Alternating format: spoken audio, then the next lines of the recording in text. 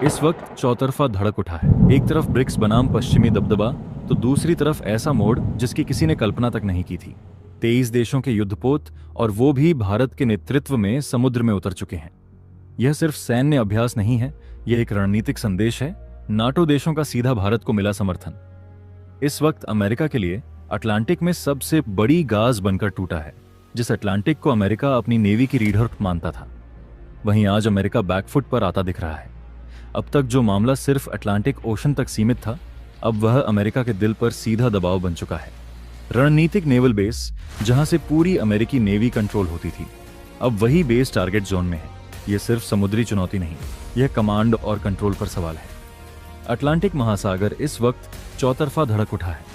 एक तरफ तो ब्रिक्स के युद्ध को, तो दूसरी तरफ नाटो की तरफ से जबरदस्त ताकत के साथ 23 देशों ने भारत के नेतृत्व में अपने युद्ध पोतों का जखीरा उतार दिया है।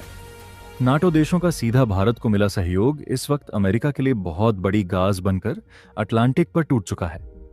अमेरिका इस वक्त अटलांटिक में बैकफुट पर आता हुआ दिखाई दे रहा है। उसके कई जहाज एक तरफ तो पूरी दुनिया के सामने अगवा किए जा चुके हैं, वहीं उसके कई युद्धपोतों पर भारत और रूस ने जिस तरीके से आक्रामकता अपनाते हुए अपना कब्जा जमा दिया है, उसके बाद अमेरिकी नेवी और अमेरिकी एयरफोर्स में हड़कंप मच चुका है। हालात इस वक्त बदलते नजर आ रहे हैं। अब तक जो मामला सिर्फ अटलांटिक ओशन तक सीमित था, वह अब अटलांटिक ओशन से आगे बढ़ते हुए अमेरिका के दिल पर सीधा हमला बन चुका है। यह इस वक्त की सबसे बड़ी खबर, सबसे बड़ी बिग ब्रेकिंग न्यूज बन चुकी है। अमेरिका पर इस वक्त चौतरफा हमला हुआ है। यह हमला अमेरिकी सीमा के अंदर उसके नेवल बेसों को टारगेट करते हुए किया गया है, जहां से अमेरिका अपनी नेवी को पूरी तरीके से कंट्रोल कर रहा था, जहां उसका सबसे बड़ा कमांड सेंटर स्थापित है। अब अमेरिका के अंदर सबसे बड़ा हमला बोला गया है, और भारत और रूस के साथ इस वक्त नाटो का यह संयुक्त ऑपरेशन बनता हुआ नजर आ रहा है, क्योंकि एक दो नहीं बल्कि 3 अलग अलग तरफ से युद्धपोतों का घेराव करते हुए भारत के साथ और भारत के नेतृत्व में इस वक्त अमेरिका की सबसे बड़ी ताकत को पूरी दुनिया ने चुनौती दे दी है। अब तक अमेरिकी राष्ट्रपति डोनाल्ड ट्रंप जो भारत को लेकर और दुनिया भर को लेकर बयान जारी कर रहे थे, वह इस घटना के बाद से चुप हैं और मीडिया के सामने दिखाई भी नहीं दे रहे हैं। यानी कि इस घटनाक्रम में अब हालात बदल चुके हैं। इस वक्त जो वो ताकतें अब तक अटलांटिक ओशन में थीं, असल में उनकी पावर शिफ्टिंग हो चुकी है। अटलांटिक महासागर की लहरें इस वक्त सिर्फ पानी की हलचल नहीं थीं, बल्कि उनमें वैश्विक राजनीति की धड़कनें साफ सुनाई दे रही थीं। जैसे समुद्र खुद जानता हो कि इतिहास की सबसे बड़ी शक्ति परिवर्तन की पटकथा उसी की छाती पर लिखी जा रही है।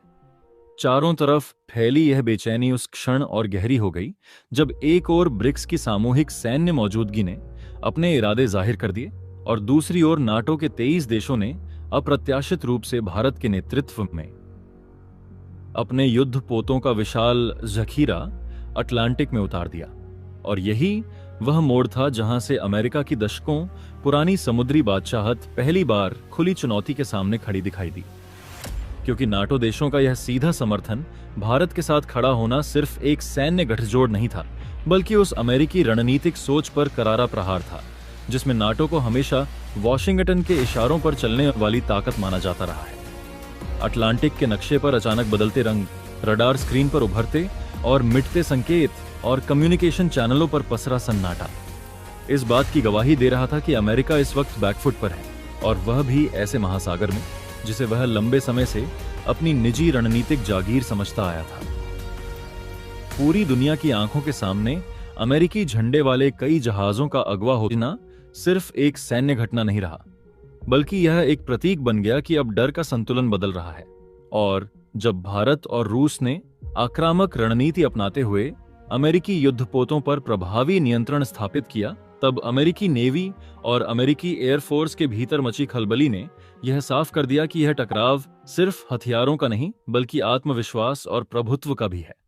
हर गुजरते घंटे के साथ हालात बदलते नजर आ रहे थे, क्योंकि जो संकट अब तक अटलांटिक महासागर की सीमाओं में सिमटा हुआ था, वह अचानक उस दहलीज को पार कर गया जिसे अमेरिका अपनी अभेद्य सुरक्षा रेखा मानता था। और जैसे ही खबर आई कि अमेरिकी सीमा के भीतर मौजूद नेवल बेसों को सीधे टारगेट किया गया है, दुनिया की सांसें थम सी गईं, क्योंकि यही वे ठिकाने थे जहां से अमेरिका अपनी पूरी नौसैनिक ताकत को नियंत्रित करता था, जहां उसका सबसे बड़ा कमांड सेंटर, उसकी रणनीतिक आंख और कान स्थापित थे, और अब वही केंद्र निशाने पर थे। यह घटना सिर्फ एक हमला नहीं थी, बल्कि अमेरिकी सैन्य ढांचे के दिल पर किया गया ऐसा वार था जिसने यह संकेत दे दिया कि अटलांटिक की लड़ाई अब महासागर की लहरों तक सीमित नहीं रहने वाली, बल्कि इसका असर अमेरिका के भीतर तक महसूस किया जाएगा। वैश्विक मीडिया में यह खबर सबसे बड़ी बिग ब्रेकिंग न्यूज बन चुकी थी। हर चैनल, हर स्क्रीन, हर विश्लेषक एक ही सवाल से जूझ रहा था कि क्या अमेरिका वास्तव में चारों तरफ से घिर चुका है, क्योंकि एक साथ कई दिशाओं से हो रहा यह दबाव किसी सामान्य सैन्य ऑपरेशन जैसा नहीं लग रहा था, बल्कि यह एक सुव्यवस्थित, बहुस्तरीय और गहराई से सोची गई रणनीति का हिस्सा प्रतीत हो रहा था। भारत और रूस के साथ नाटो का यह संयुक्त ऑपरेशन धीरे धीरे एक ऐसे दृश्य में बदल रहा था जिसमें अमेरिका की सबसे बड़ी ताकत को पूरी दुनिया के सामने खुली चुनौती दी जा रही थी, और 3 अलग-अलग दिशाओं से युद्धपोतों का घेराव उस घड़ी को और भी नाटकीय बना रहा था, जब अमेरिकी बेड़े के पास हर विकल्प जोखिम से भरा हुआ था। पीछे हटना उसकी वैश्विक छवि पर सवाल खड़े करता, आगे बढ़ना सीधे टकराव को न्योता देता, और यथास्थिति बनाए रखना धीरे धीरे कमजोर पड़ती पकड़ का संकेत देता। इसी बीच व्हाइट हाउस से आ रही चुप्पी ने इस पूरे घटनाक्रम को और रहस्यमय बना दिया, क्योंकि अब तक भारत और दुनिया भर के मुद्दों पर मुखर रहने वाले अमेरिकी राष्ट्रपति डोनाल्ड ट्रंप इस घटना के बाद से न तो कोई बयान दे रहे थे और न ही मीडिया के सामने दिखाई दे रहे थे, और यह खामोशी अपने आप में बहुत कुछ कह रही थी, मानो सत्ता के गलियारों में भी यह समझ लिया गया हो कि हालात अब पुराने ढर्रे के मुताबिक संभाले नहीं जा सकते। सैन्य विश्लेषक के अनुसार यह सिर्फ एक क्षणिक टकराव नहीं, बल्कि शक्ति संतुलन की गहरी शिफ्टिंग का संकेत था, जहां अटलांटिक में मौजूद वे ताकतें जो अब तक अमेरिका के इर्द गिर्द घूमती थीं, अब अपनी दिशा बदल चुकी थीं, और भारत का नेतृत्व इस पूरे घटनाक्रम में एक ऐसे केंद्र बिंदु के रूप में उभर रहा था जो न सिर्फ सैन्य बल्कि कूटनीतिक और मनोवैज्ञानिक स्तर पर भी खेल को बदलने की क्षमता रखता है। समुद्र के नीचे पनडुब्बियों की खामोश चाल, आसमान में अदृश्य ड्रोन की निगरानी, साइबर स्पेस में चल रहा अदृश्य युद्ध और कूटनीतिक चैनलों में बढ़ती बेचैनी, ये सब मिलकर एक ऐसे सस्पेंस को जन्म दे रहे थे जिसमें हर पल यह आशंका थी कि अगला कदम पूरी दुनिया की दिशा बदल सकता है। बाजारों में हलचल थी, राजधानियों में आपात बैठकें चल रही थीं, और छोटे बड़े देश अपने अपने हितों को नए सिरे से परख रहे थे, क्योंकि यह साफ होता जा रहा था कि अगर अमेरिका अटलांटिक में दबाव में है तो वैश्विक व्यवस्था की नींव भी हिल सकती है।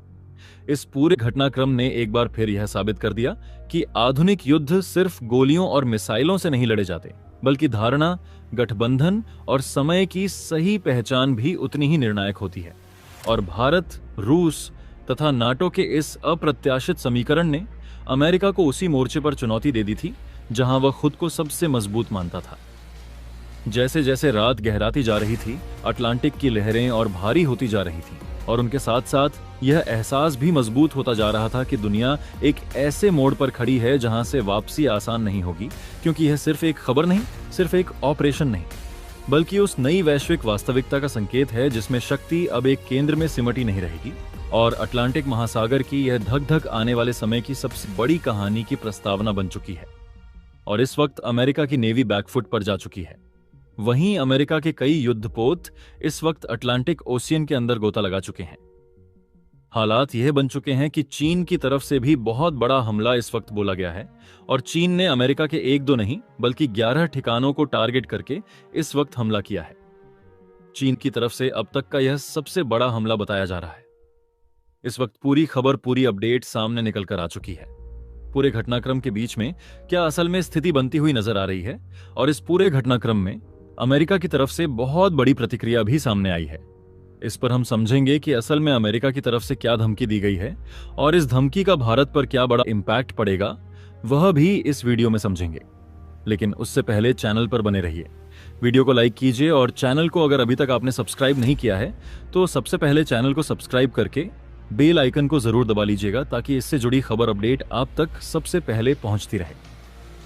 अटलांटिक ओशन से शुरू हुआ टकराव अब समुद्र तक सीमित नहीं रहा। हालात उस बिंदु को पार कर चुके हैं जहां इसे सिर्फ सैन्य दबाव कहा जा सके। ब्रिक्स, नाटो, भारत, रूस और चीन की चालें एक ही दिशा में जाती दिखाई दे रही हैं, और उसी दिशा का निशाना अब सीधे अमेरिका का अंदरूनी ढांचा बन चुका है। चीन की तरफ से एक साथ 11 अहम ठिकानों पर किए गए हमले ने यह साफ कर दिया कि यह सिर्फ चेतावनी नहीं थी, बल्कि पूरी तैयारी के साथ उठाया गया कदम था। यह ठिकाने सिर्फ सैन्य नहीं थे, बल्कि वे नर्व सेंटर थे जहां से अमेरिका अपनी रणनीति, संचार और कमांड को नियंत्रित करता था। इन हमलों का असर कुछ घंटों में ही दिखने लगा। कई सिस्टम एक साथ ठप पड़े, रडार ब्लाइंड स्पॉट में चले गए और अमेरिकी सुरक्षा एजेंसियों के बीच तालमेल बिखरता चला गया। दूसरी तरफ भारत और रूस का संयुक्त ऑपरेशन एक अलग ही स्तर पर चल रहा था। अटलांटिक ओशियन से जुड़े अमेरिकी नेवल बेस, जिन्हें अमेरिका अपनी समुद्री ताकत की रीढ़ मानता था, अब सीधे निशाने पर थे। इन बेसों पर हमला किसी अचानक आवेग का नतीजा नहीं था, बल्कि महीनों की रणनीति और सटीक जानकारी का परिणाम था। जैसे ही एक के बाद एक बेस पर दबाव बढ़ा, अमेरिका की नेवी की सप्लाई लाइन टूटने लगी। जहाजों को निर्देश मिलना बंद हुआ, एयर सपोर्ट में देरी होने लगी और कमांड सेंटर से फील्ड यूनिट्स तक संदेश पहुंचने में भारी गड़बड़ी सामने आई। यही वह पल था जब अमेरिका का पूरा पावर हब डगमगाने लगा। नॉर्थ अटलांटिक ओशियन में नाटो की मौजूदगी ने तस्वीर को पूरी तरह बदल दिया। पहली बार ऐसा हुआ कि नाटो अमेरिका के साथ नहीं, बल्कि भारत के नेतृत्व में उतरता दिखाई दिया। अटलांटिक ओशन से शुरू हुआ यह टकराव किसी एक देश या एक सैन्य मोर्चे की कहानी नहीं रह गया था, बल्कि यह उस बिंदु को पार कर चुका था जहां युद्ध को सिर्फ जहाजों, मिसाइलों या फाइटर जेट्स की भाषा में समझा जा सके। अब यह संघर्ष नेटवर्क सिस्टम, मनोविज्ञान और वैश्विक सत्ता संरचना के भीतर गहरे पैठ चुका था।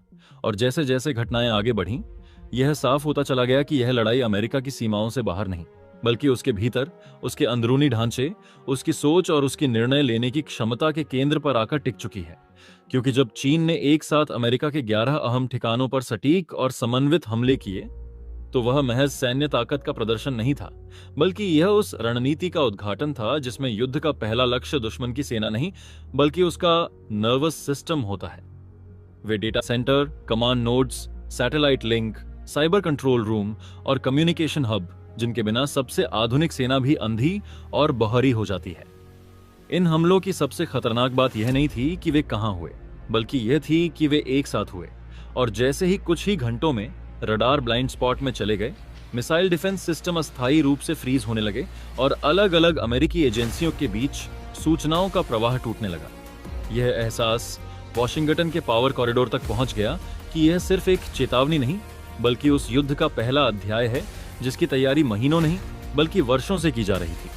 इसी दौरान जब अमेरिका की निगाहें प्रशांत और उसके भीतर पैदा हो रही अराजकता पर टिकी थीं, भारत और रूस का संयुक्त ऑपरेशन अटलांटिक थिएटर में एक अलग ही स्तर पर सक्रिय था।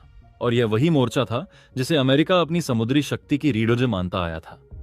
अटलांटिक ओशन से जुड़े हुए नेवल बेस, जिनसे अमेरिकी नेवी की सप्लाई लाइनें, लॉजिस्टिक रूट्स और फॉरवर्ड डिप्लॉयमेंट नियंत्रित होते थे, अचानक दबाव में आने लगे। और यह दबाव किसी एक बड़े विस्फोट या खुले युद्ध घोष से नहीं, बल्कि लगातार बढ़ती रणनीतिक घेराबंदी से पैदा हुआ, जहां हर मूव अगले मूव की नींव बन रहा था।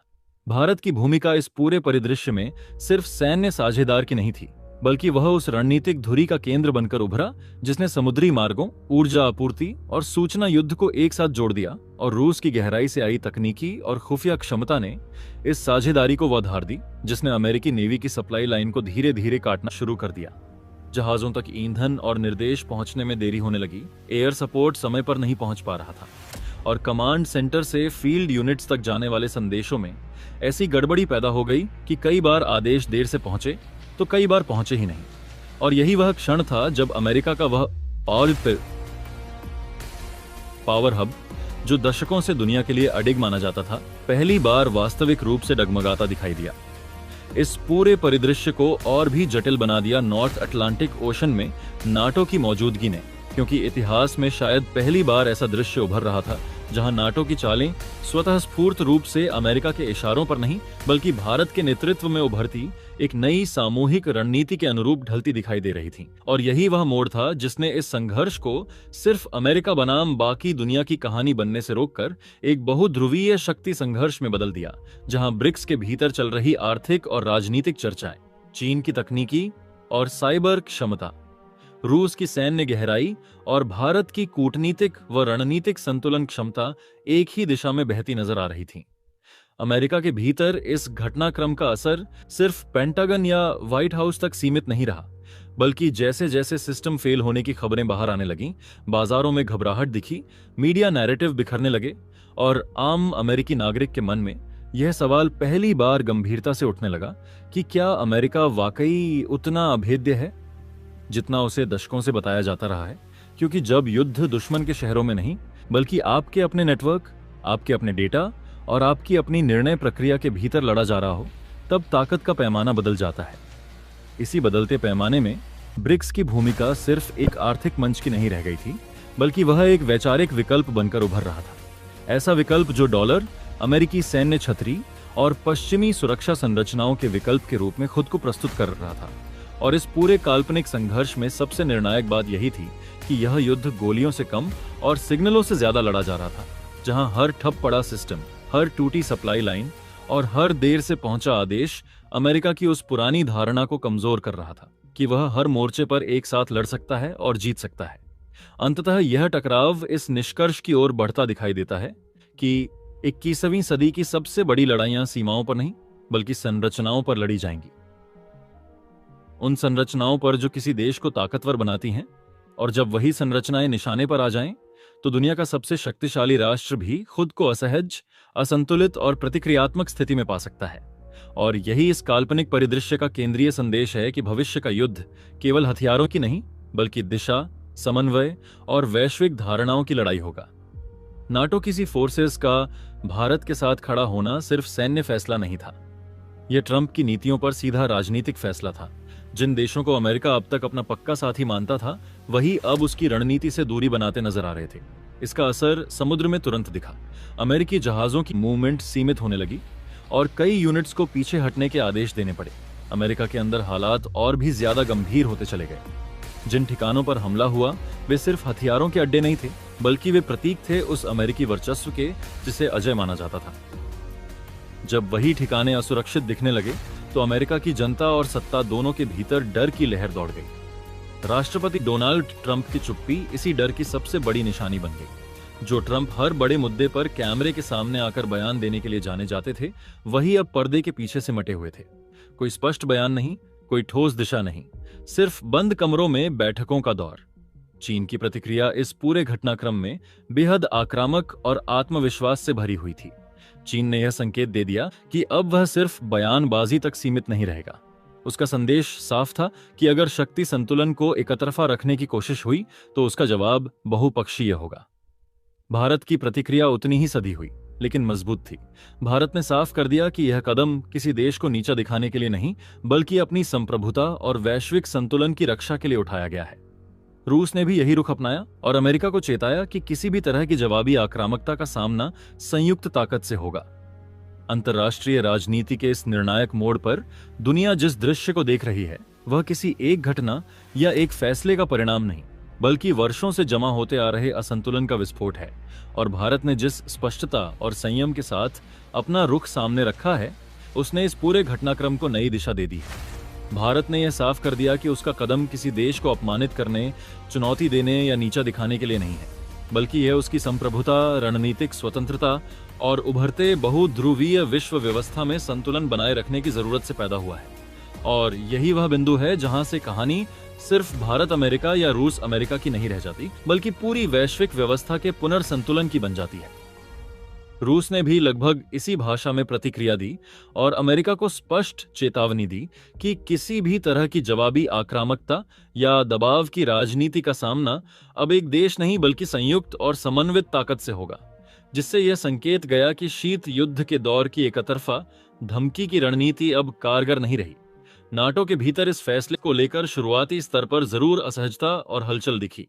बंद कमरों में तीखी बहसें हुईं। कुछ देश अब भी अमेरिका की पारंपरिक लाइन से हटने को लेकर झिझक रहे थे, लेकिन अंततः फैसला भारत के पक्ष में गया, क्योंकि यूरोपीय देशों को यह सच्चाई समझ में आ चुकी थी कि डोनाल्ड ट्रंप की आक्रामक, टैरिफ केंद्रित और आत्म केंद्रित नीतियां उन्हें सुरक्षा नहीं बल्कि सीधे संकट की ओर ले जा रही हैं, जहां आर्थिक अस्थिरता, ऊर्जा संकट और कूटनीतिक अलगाव एक साथ उनके दरवाजे पर खड़े हो सकते हैं। यही कारण है कि नाटो का झुकाव, जो दशकों से लगभग स्वचालित रूप से वॉशिंगटन की ओर होता था, अब धीरे धीरे भारत की रणनीतिक परिपक्वता और संतुलित नेतृत्व की तरफ दिखाई देने लगा। और इस बदलाव ने अमेरिका को सिर्फ सैन्य या आर्थिक नहीं बल्कि गहरे कूटनीतिक स्तर पर भी अलग थलग कर दिया, क्योंकि उसके पारंपरिक सहयोगी अब किसी भी कदम पर आंख मूंद कर साथ खड़े होने से पहले 100 बार सोचने लगे हैं। इसी बढ़ते दबाव के बीच डोनाल्ड ट्रंप की बौखलाहट भी साफ नजर आने लगी। बाहर से भले ही वह संयम, आत्मविश्वास और नियंत्रण का प्रदर्शन करने की कोशिश कर रहे हों, लेकिन अंदर खाने उनकी चिंता, असुरक्षा और रणनीतिक उलझन लगातार बढ़ती जा रही थी।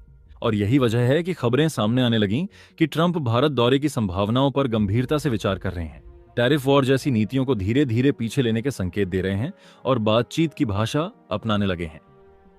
यह वही ट्रंप थे जो कुछ समय पहले तक भारत पर दबाव बनाने, प्रतिबंधों और सख्त जवाब की बात कर रहे थे, लेकिन बदलते हालात ने उन्हें उस मोड़ पर ला खड़ा किया जहां उन्हें भारत से मध्यस्थता और संतुलन की अपील करनी पड़ रही है। और यही स्थिति अमेरिका के सिस्टम की गहरी कमजोरी को उजागर करती है, क्योंकि यह सिस्टम इस वक्त सिर्फ तकनीकी या प्रशासनिक स्तर पर नहीं, बल्कि रणनीतिक सोच और नेतृत्व के स्तर पर भी फेल होता नजर आ रहा है। फैसले लेने में देरी, स्पष्ट दिशा का अभाव, आपसी मतभेद और सहयोगियों का साथ छूटना, यह सब मिलकर उस सुपर पावर की तस्वीर को धुंधला कर रहे हैं जिसे कभी अडिग, अजेय और निर्णायक माना जाता था। और दुनिया यह साफ देख रही है कि ताकत का केंद्र धीरे धीरे खिसक रहा है। यह बदलाव अचानक या भावनात्मक नहीं, बल्कि सुनियोजित, बहुस्तरीय और लंबे समय से तैयार हो रही रणनीतियों का नतीजा है। आने वाले वक्त में यह और स्पष्ट होगा कि अमेरिका इस दबाव से निकलने के लिए कौन सा रास्ता चुनता है, सम्मानजनक समझौते का या विनाशकारी टकराव का। लेकिन फिलहाल कहानी इसी अनिश्चितता के साथ और ज्यादा तीखी, गहरी और खतरनाक होती जा रही है। अमेरिका के भीतर जो हलचल मची है वह अब किसी से छिपी नहीं रह गई है। जिन शहरों को अब तक वैश्विक शक्ति के सुरक्षित और स्थिर केंद्र माना जाता था, वहां अचानक सुरक्षा व्यवस्था बढ़ा दी गई है। एयर स्पेस कंट्रोल सख्त कर दिया गया है। नेवल कमांड चैनलों को बार बार रिसेट किया जा रहा है। इमरजेंसी प्रोटोकॉल लागू कर दिए गए हैं। लेकिन इन सब तकनीकी उपायों के बावजूद सबसे बड़ी समस्या यह है कि भरोसा टूट चुका है।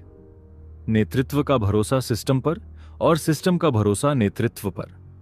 जिस मशीनरी को दशकों से अजेय और स्वयं संचालित माना जाता था, वही मशीनरी आज दबाव में आकर लड़खड़ाती, रुकती और विरोधाभासी फैसले लेती नजर आ रही है। और इस पूरे घटनाक्रम में डोनाल्ड ट्रंप की स्थिति सबसे ज्यादा कमजोर दिखाई देती है, क्योंकि अंदरूनी बैठकों में भले ही उनके तेवर सख्त बताए जा रहे हों, लेकिन फैसलों में असमंजस, डर और जोखिम से बचने की प्रवृत्ति साफ झलकती है। एक तरफ सैन्य सलाहकार कड़ा और त्वरित जवाब देने की बात कर रहे हैं, ताकत के प्रदर्शन पर जोर दे रहे हैं, वहीं दूसरी तरफ आर्थिक और कूटनीतिक टीम लगातार चेतावनी दे रही है कि कोई भी गलत या जल्दबाजी में लिया गया कदम अमेरिका को ऐसे संकट में डाल सकता है जिससे उबरने में दशकों लग जाएं। और यही कारण है कि ट्रंप की सार्वजनिक भाषा में अब धमकी, चेतावनी और अल्टीमेटम की जगह संतुलन, बातचीत, साझेदारी और स्थिरता जैसे शब्द ज्यादा सुनाई देने लगे हैं। इस पूरे परिदृश्य में भारत की भूमिका निर्णायक, स्थिर और दूरदर्शी बनकर उभरी है, क्योंकि भारत ने न तो जल्दबाजी दिखाई, न ही उकसावे में आकर आक्रामक बयानबाजी की, बल्कि उसने रणनीतिक चुप्पी, स्पष्ट संदेश और नियंत्रित कदमों के जरिए यह दिखा दिया कि असली शक्ति शोर में नहीं, बल्कि नियंत्रण में होती है। भारत का रुख बिल्कुल साफ है कि यह लड़ाई किसी देश, किसी नेता या किसी गठबंधन के खिलाफ नहीं, बल्कि एकतरफा वर्चस्व, दबाव की राजनीति और असंतुलित वैश्विक व्यवस्था के खिलाफ है। और इसी सोच के तहत भारत ने दुनिया को यह दिखा दिया है कि ताकत सिर्फ हथियारों, मिसाइलों या सैन्य अड्डों से नहीं, बल्कि सही समय पर सही निर्णय लेने, सही गठबंधन बनाने और सही सीमाएं तय करने से भी दिखाई जाती है। नॉर्थ अटलांटिक में भारत के नेतृत्व में नाटो की मौजूदगी इसी बदली हुई सोच का प्रतीक है, जो यह संदेश देती है कि अब वैश्विक सुरक्षा का मतलब सिर्फ पश्चिमी हितों की रक्षा नहीं, बल्कि साझा स्थिरता और संतुलन है। और यह संदेश अब पूरी दुनिया में पहुंच चुका है कि भारत अब सिर्फ प्रतिक्रिया देने वाला या संतुलन साधने वाला देश नहीं, बल्कि दिशा तय करने वाला, एजेंडा सेट करने वाला और जिम्मेदारी उठाने वाला राष्ट्र बन चुका है। रूस इस पूरे समीकरण में रणनीतिक गहराई और वजन जोड़ रहा है, क्योंकि रूस अच्छी तरह जानता है कि यह मौका सिर्फ अमेरिका को जवाब देने का नहीं, बल्कि पूरी वैश्विक व्यवस्था को नए सिरे से परिभाषित करने का है। और इसी समझ के तहत उसने अपने सैन्य, ऊर्जा और कूटनीतिक नेटवर्क को एक साथ सक्रिय कर दिया है, जिसका असर यूरोप से लेकर एशिया तक साफ दिखाई देने लगा है। ऊर्जा सप्लाई, बाजारों की अनिश्चितता, मुद्रा दबाव और सप्लाई चेन में रुकावटें अब अमेरिका के लिए उतनी ही बड़ी चुनौती बन चुकी हैं जितनी किसी सैन्य मोर्चे पर तनाव। दोस्तों, आपकी क्या राय है कमेंट बॉक्स में जरूर से बताएं और साथ ही चैनल को सब्सक्राइब करना ना भूलें। आपके एक सब्सक्राइब से हमारी काफी बड़ी मदद होती है। जय हिंद।